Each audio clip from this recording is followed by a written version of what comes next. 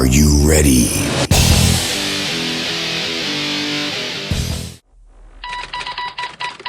First week in Jeep. Well, Jeep sales are up once again, but really at this point, who's surprised? USA Today reported earlier this week that Fiat Chrysler's U.S. sales increased for the 69th consecutive month as the company's Jeep brand rocketed among surging demand for sport utility vehicles and crossovers. This is probably due in no small part to the ratcheted up incentives, rebates, and sales that they've been putting out for the last several months. The automaker's sales rose 13% in December compared with a year earlier. Full-year sales for FCA rose 7% to 1.74 million units, capping what could be the biggest year ever for Jeep. Sales ballooned 42% in December in the brand's biggest month ever. From all of us here at the Jeep Talk Show, we'd like to congratulate Jeep on this historic achievement. Congratulations, guys. Good job. New book released this week detailing swamp buggy racing. Churning the buttery, muddy water at the Florida Sports Park, the swamp buggy races keep Florida's frontier heritage alive. A bastard child to NASCAR, these custom buggies, part boat and part dragster, tear through a course with terrain that resembles more like the center of the lake in the Daytona International Speedway than the track surrounding it. The Jeep class is designed to slog through the water with the driver's head just barely above the water, and the Pro Modified class is built exclusively for speed, as they hit 75 miles per hour and are dwarfed by their own 4-foot-tall wheels. You thought your 37s were big. Fans pile meat in baking pans and cans of Budweiser in boxes and stack themselves up in bleachers, truck beds, and on top of homemade platforms to cheer for the swamp buggy queen and pray for the driver's quick recoveries when the track proves too treacherous. This book outlines the ins, the outs, and the muddy, gritty goings-on of this interesting off-road sport. Have you ever wheeled in the Lake Tahoe OHV area? If you have, you want to pay attention. The summer of 2015 almost seems like the distant past, but after receiving suggestions from OHV users over the summer, the fall, and even now still, the Forest Service in Lake Tahoe began a dialogue with local agencies, interest groups, and individuals about the quality of the OHV experiences there and how to maintain the OHV trails within the Tahoe Basin. Improving OHV signage, parking for trailers, and getting the OHV community involved in the planning, management, and maintenance of trails were top priority identified as a result of the dialogue. As a result of these discussions, the Forest Service and group leaders representing the Blue Ribbon Coalition, California Off-Road Vehicle Association, Cal 4-Wheel Drive Association, and local OHV clubs came together, like Voltron, to identify the opportunities for a broader OHV collaboration to improve those user experiences.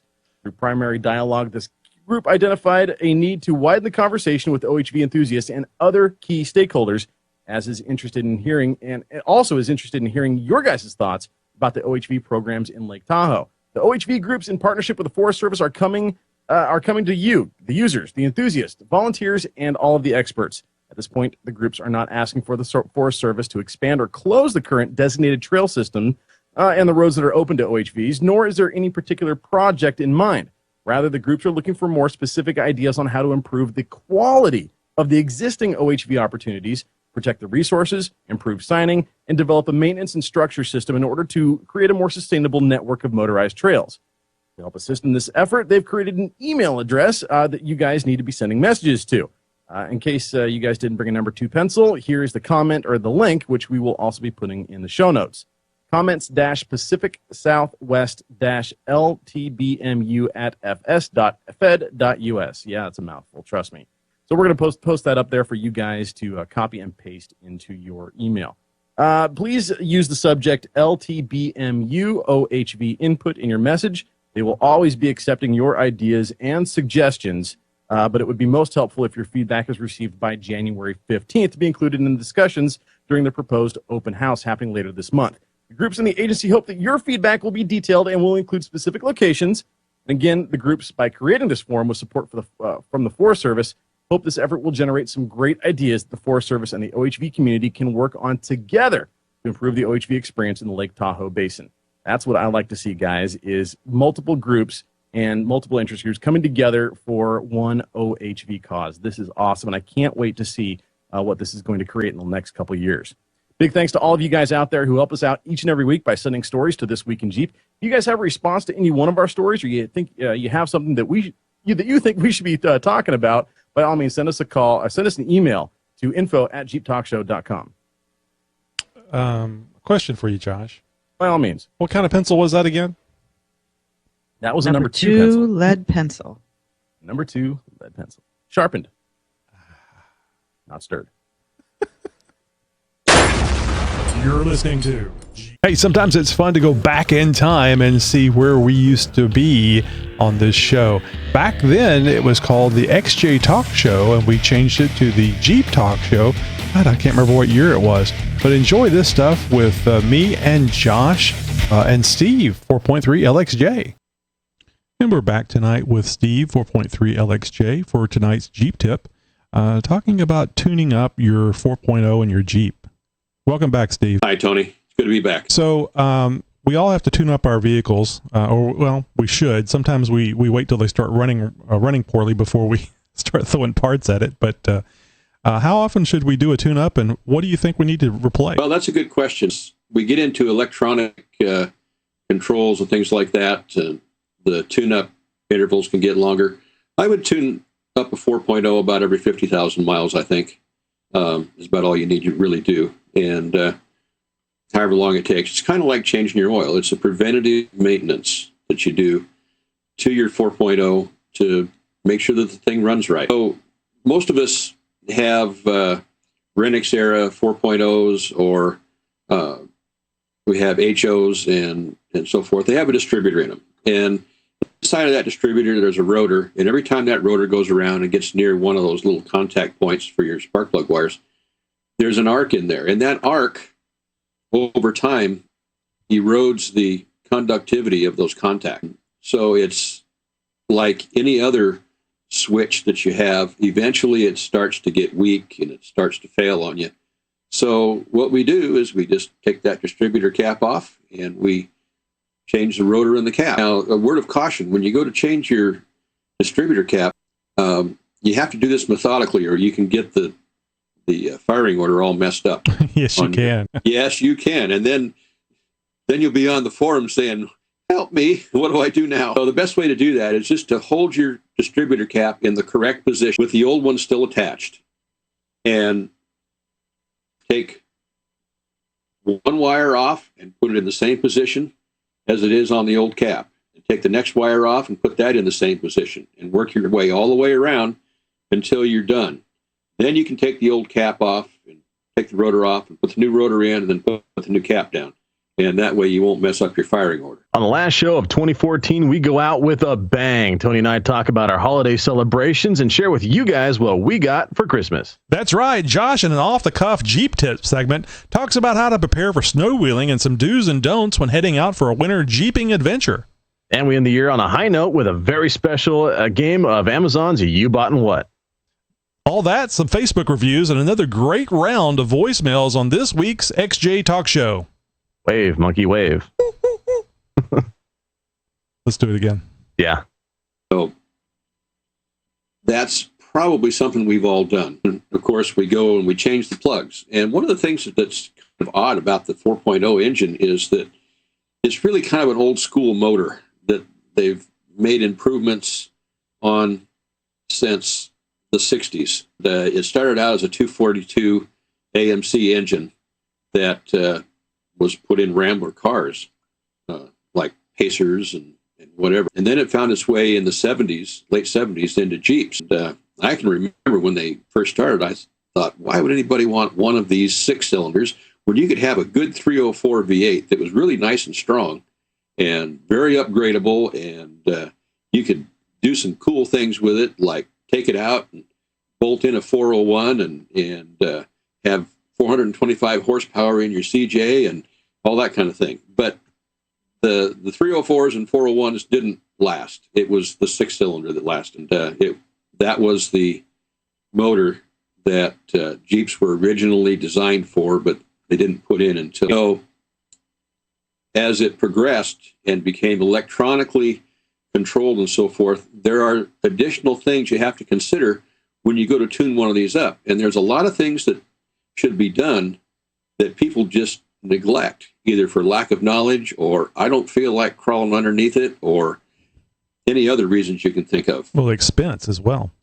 Well, yeah, expense. It's much cheaper just to go buy points, plugs, and rotors, right? Yes. But there are some things you really need to consider on a periodic basis. And when you change that distributor cap and the rotor every 50,000 miles, along with your Champion cheapo copper spark plugs that the 4 liters like, you should change your oxygen sensor. I don't know how many times people get on the forum and post my Jeep's running lousy and everything, and you know, the gas mileage sucks, and what am I going to do with this? And one of the first things I always ask is, when was the last time your oxygen sensor was changed? Some of these people have like 230, 250,000 miles on their Jeeps, and as far as they know, it's never, ever been changed. I'm surprised they run, personally. Yeah, it's impressive. Well, they aren't designed to last that long.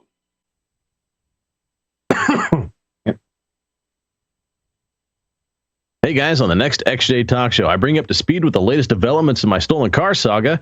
I share the details of an upcoming wheeling trip. I'm on the hunt for snow. Josh and I have a great discussion about our litigious society related to the Grand Cherokee fires after our This Week in Jeep segment. We also make a huge announcement about a new sponsor for the show. So you really don't want to miss episode 112 of the XJ Talk Show. Wave, grand jury bait. Official blurb is that you should change those things out every 28,000 miles, which I think is a little excessive. Yeah. Yeah. But 50,000 miles is a good interval. And there's a reason for that. Oxygen sensors generate their own power, kind of like a solar panel does. Solar panels wear out after a while. They start getting diminished output, and then after about 25 years, you got to go buy new solar panels because they just don't cut it anymore. Oxygen sensors are the same. They generate a current too. They generate 5 volts that or varying voltage, but it's enough that it affects the engine control module. And so you're boiling off electrons off of the element there. And pretty soon it just has less electrons available to send to the engine control module. And as that current diminishes, what the engine control module thinks is, oh, low current, therefore I've got to start kicking in more gas to make this come out right. Right. When in actuality, what's really happening is the oxygen sensor is not able to send enough electrical current to the engine control module to tell it that it's burning too rich. Right. So you get poor gas mileage and worse and worse and worse, and then pretty soon it's running like it's got a choke on a carburetor all the time. And some people get 8 miles to a gallon, 10 miles to a gallon on a good day with a stock vehicle when they should be getting 16 or better. They changed this oxygen sensor out, and whoa, got all my mileage back, and I got some horsepower. So it's just one of those things. You got to pony up. Every 50,000 miles, you got to go down to the parts store and get yourself a new oxygen sensor and change it out. And when you do, there's one thing that's very important, since it's on an exhaust pipe, that rusts just because of the harsh environment that it's in. From the mind of Nicky G. It was a night like tonight, and when they pulled the body from the twisted wreck, he was missing his hands. Uh-oh. Creepy. This has been From the Mind of Nicky G. Hey, Tony and Josh, I have Ron North here with Steersmarts, and we're going to sit and chat with him a little bit on his company and some great new products that are out on the market. Hey, Ron, how you doing? Great, and thanks, Tammy, for having me on the show tonight. Oh, we're excited to hear what you have to tell us. So you're with Steersmarts. Do you want to give us a little history on your company? Well, you know, it's kind of exciting. It's a brand new startup division of a company that's been in business for about 83 years. We're probably Ford Motor Company and one of their oldest suppliers. We've been in the steering and suspension business ever since 1932. So it's kind of fun heading up a new division, and we're going after the performance aftermarket, and Jeep Wrangler being the #1 target. We've designed some very exciting and interesting products for the Jeep Wrangler. So why did you pick why the Jeep Wrangler? Well, for one thing, Tammy, there's over 1 million of them on the highway of the JKs from the 2006 up. There's probably 1.6 million on the highway.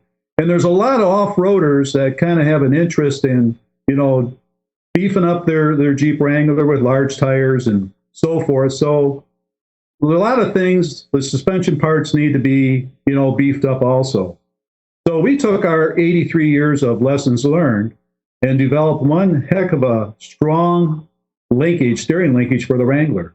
And while doing that, we were thinking of some other products. The Jeep Wrangler is kind of strange to drive. If you're a mother and you got children in the back seat and you're worried about safety, we invented the steering attenuator. We call it the Griffin attenuator. And it kind of adds safety to the Jeep for kind of quick lane maneuvering and really reduces a lot of the road harshness that you feel from expansion strips and gravel roads. Kind of a unique product. So it got us into the business, and we're going to continue to develop more products in the future. We're looking at control arms, track bars, and all kinds of things that'll be from a experienced, lesson learned supplier to General Motors, Ford, and Chrysler. So Powers & Sons is my parent company. So we use all their facilities, their engineering, their test labs, and their lessons learned, as I repeated several times, to develop new exciting products for the Jeep Wrangler. Now, the steering attenuator, which you guys now call the Griffin, which I know it as the steering attenuator because I don't know, what was it, about a year and a half ago, you contacted me and you said, hey, do you want to try this out on your Jeep? And I was a little hesitant to try it out because, I was a new Wrangler owner and I just wasn't familiar with all the inner workings of the Jeep. But do you want to tell us where the attenuator goes and what it replaces? Yes, and you were one of the first few that tried the attenuator. You and a friend of yours, I sent you 2 of them. The attenuator it fits in the drag link, and it's a complete replacement of the drag link adjuster. Typical Wrangler has a direct steel path that goes right from the knuckle to the gearbox, and you feel everything from the road through this direct steel path. The rest of the vehicle, the body and everything, that's all on bushing, so it's all isolated from all this harshness that you feel from the road. So this fits right into where the adjuster fits for the drag link for centering your wheel. And it acts like a damper, is a simple way of saying. It dampers out a lot of this harshness that you feel from the road. You'd be surprised how it helps track the vehicle straight. So you're able to kind of be more relaxed as you're going down the highway at 55, 70 miles an hour. And the other feature of it that a lot of people haven't really witnessed is the safety feature of the snap steer. It really reduces the snap steer that you receive when you kind of turn the steering wheel real quick. Let's say a deer jumps in front of you and you're going down the highway. When you turn the steering wheel, your wheels automatically start steering the vehicle, but your body of the vehicle is kind of catching up through all the bushings and the dampers that it has in all the body dampers. So this kind of flows the steering the same as the body would flow. And it bump steer is kind of reduced, and it just makes it a safer vehicle. It could keep it from, rolling over. But the biggest advantage everybody that's found is that it just feels a lot less harshness from the road. You don't feel the potholes that we have up here I would attest to that 100%. It so made my ride on the interstate, which is mostly just when I head up to Roush Creek to go off-roading, just so much more relaxing, and just the steering is so much, I call it tighter because it's not as loose and you don't have to hold on as tightly, and you're not, getting your muscles all tensed up. But the funny thing is when you first offered it to me, I was like really nervous and I didn't want to try it. And so, I did take the attenuator that you offered it to me and I sent it up to Jeff in Delaware, and he tried it out and he was like, God, it was an easy install, and he, loved it. And then I started seeing all these other people on the forums who were ordering it, and they were like raving about it. And I was like, oh God, why didn't I get one? Why did I pass this up? And so, a lesson learned there for me. I'm not going to pass up any more of these awesome deals because it's a really great product, especially if you're doing a lot of highway driving. People I gave them to on the forum, and that really started a roll. And I think I sold 100 or 150 to these members on the forum. And I'll tell you, these guys are sharp. They know their business with Jeeps. Yep. I mean, that's why they're on the forum. And I never got a bad review out of the 100 people that bought them and put them on. They just all remark what a miracle, it is to the car. So now, don't you have like some new video out for the Griffin? So people, do we have something to take a look at here? We sure do. I went to a marketing company about 6 months ago, and they said, hey, you ought to name your products after these legendary creatures, and the Griffin is one of them. And yeah, I do have a video on it. You want to take a break right now and show the video? Yep, let's take a watch.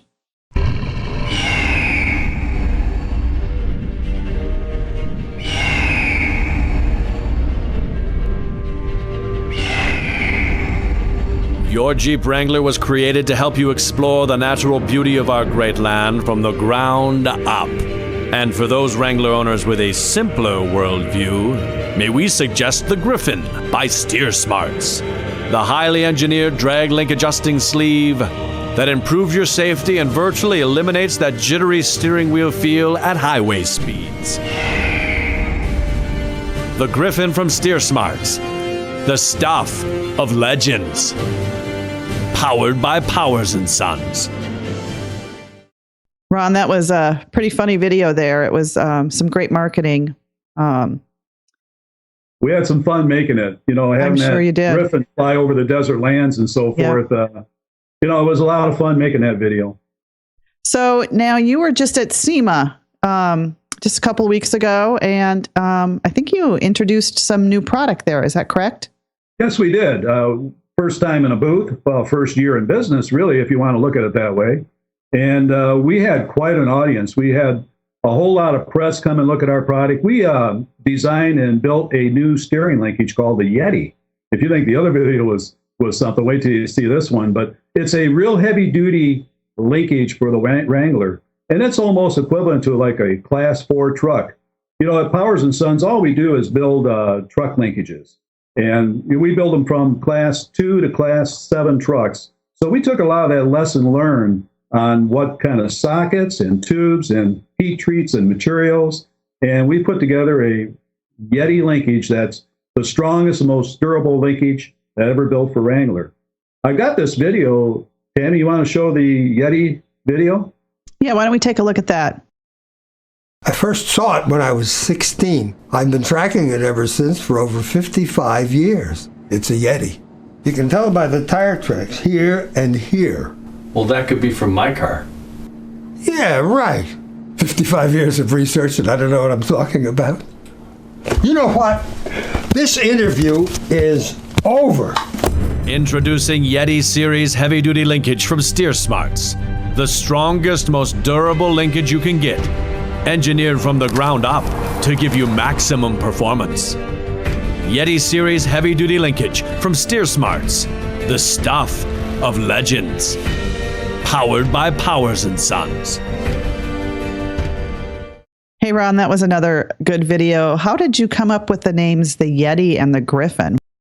This marketing company said, we ought to call you Steersmarts, and we ought to call your products after these kind of legendary creatures, the beast. And they came up with the Griffin, which is part lion and eagle. And right. Of course, the Yeti being the snowman, he looks like a mean guy. And our linkage is meant to be mean. It's strong and so it kind of goes hand in hand. We went along with it, and we're getting a lot of response at SEMA. They said, my God, we had these names up on our backdrop, and we had the pictures of the creatures there, and it was a big hit. The Yeti linkage, we have a couple of exciting things about it.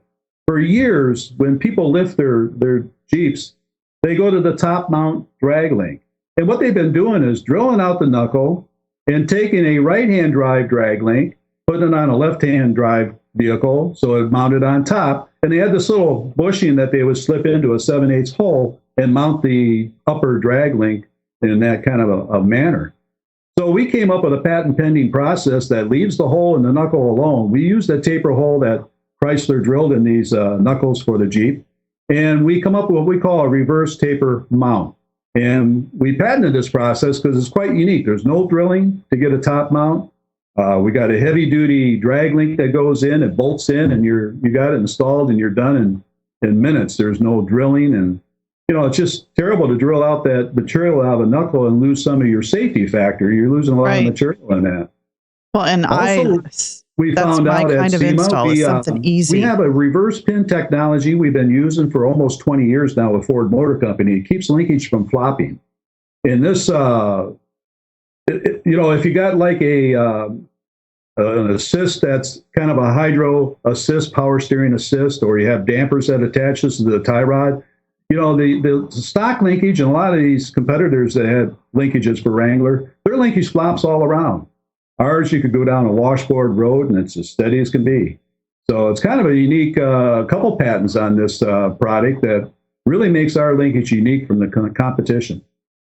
So with the Griffin and with the Yeti, as far as off-roading, I can attest that the Griffin, it doesn't affect off-roading at all, but neither of these is going to make off-roading any different. I mean, I guess for the Yeti, it would make it better. The Yeti will make it stronger. Will be the strongest. You get these 37-inch tires and, you jack it up 3, 5, 6 inches and you got a lot of weight. A lot of people add armor to their vehicles and so forth. So, we'll be strong enough and able to handle the loading that some of these off-highway, ventures will see in a vehicle. So any new products in the future that you can kind of hint to? Well, we are going to come out with, this is a Jeep program, but we are going to come out with a Yeti for the Ram truck. And we are going to come out with some unique ideas of the heavy-duty Griffin that I mentioned that fit the Yeti. There'll be a Griffin Yeti-like linkage. I don't know what name we're going to give that one. Right. We're looking at track bars next. There seems to be a good market for a good, strong track bar. So that's going to be our next heavy-duty product. And then we're going to look at control arms for the Jeeps. So what about... I know you just do the Wranglers. Any other Jeeps that you would be, like the Cherokee or any of those that you would be working on products for? A lot of your Jeeps are rack and pinion. Jeep is the Wrangler is kind of unique in its layout of steering. It's got the linkages. So we're linkage people. We have been. Like we build all the F-Series Ford truck linkages, have been for 30 some years. And we just won all the GM contract for the 2,500 to 4,500 trucks. So we're a linkage type company, and that's what we're going to specialize in. We're going to come out with the attenuator for also Ford and Chrysler. We already have it on the GM truck, a compliant relay rod. So we're here, we're steering experts, and that's what we're good at. And that's the market we're going at, is chassis for like the Wrangler. Good. Stick with the Jeep Wrangler. It's number one in our book. It's quite a deal. Mine too. I think Tony and Josh might disagree with me a little bit there, but that's okay. We all have our favorite Jeeps that we like. So, Ron, it was great that you took the time out to talk with us. I'm so excited that I was one of the first to get to try out the attenuator because it's the Griffin. It's always going to be attenuator to me. But I was very honored to be able to be one of the first to put it on my Wrangler and look forward to seeing some of your newer products coming out. Well, you're on our website. Oh yeah, that's right. If anyone wants to check it out, you can go to Steersmarts.com and just sit on that homepage for a little bit. And you can see that I'm one of the opening 3 pictures there, me and my Jeep from a long time ago when my hair was curly. Yeah, thanks for giving us permission to put you on. Oh, yeah, anytime. But Ron, thanks again for taking the time out, and we look forward to seeing some more of your Jeep products. Thanks, Tammy. The XJ Talk Show is for entertainment purposes only. Any advice or information provided on this show should be verified by alternative sources prior to making any changes or modifications to your vehicle. We are not experts, just people that enjoy the Jeep hobby and don't mind talking endlessly about it. P.S. We love you.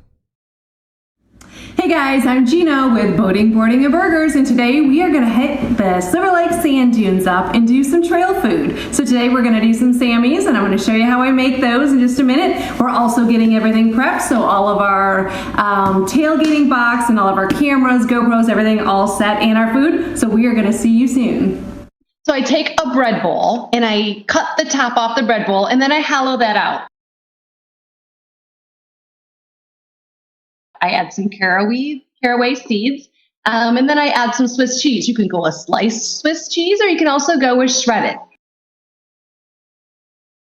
I then add some pastrami or corned beef, whatever you like.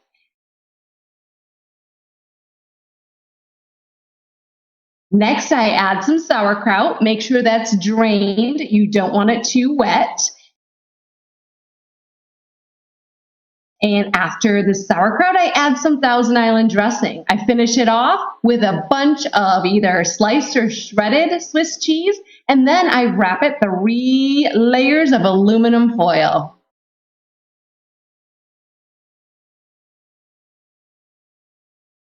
Okay guys, we're all set to go for our trail ride and have our picnic.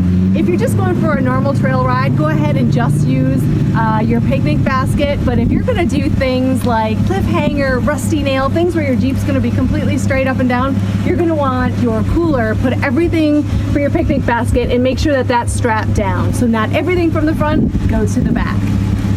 Okay guys, so we're all set with our Reuben bowl. You're going to let this heat. Now you just want to be really careful as to where you put this. Every Jeep is different. I'm going to put it right here. It fits in really well. I don't want to put it near my battery. This fits well right here because we want it to kind of sit down, so when this comes down, it actually compresses it. Okay, so we have this wrapped in many layers of aluminum foil, and we will see you when the cheese is melting. Okay everyone, so we've stopped for our Jeep trail ride.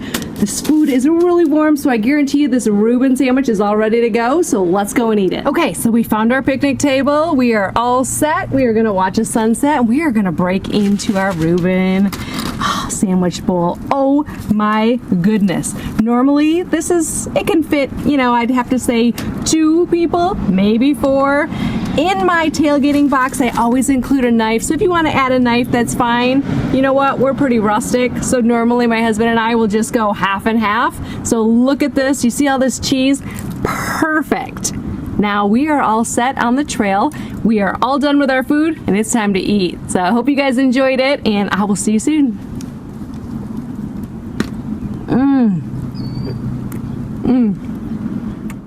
Hey guys, thanks for watching. I hope you enjoyed my Reuben sandwich bowls that we cooked out on the trail and the Silver Lake sand dunes. And join me again in June because I'm going to be doing another cooking show from my Jeep, and we are doing our very first ever Silver Lake sand dunes Jeep invasion, June 3rd through the 5th, 2016. So I hope you join me because I will be showing another great recipe from that event. We already have over 1,000 people registered for the Silver Lake Sand Dunes Jeep Invasion. So I'll show you another great trail food item to pack and cook while you're out Jeeping. Thanks, guys.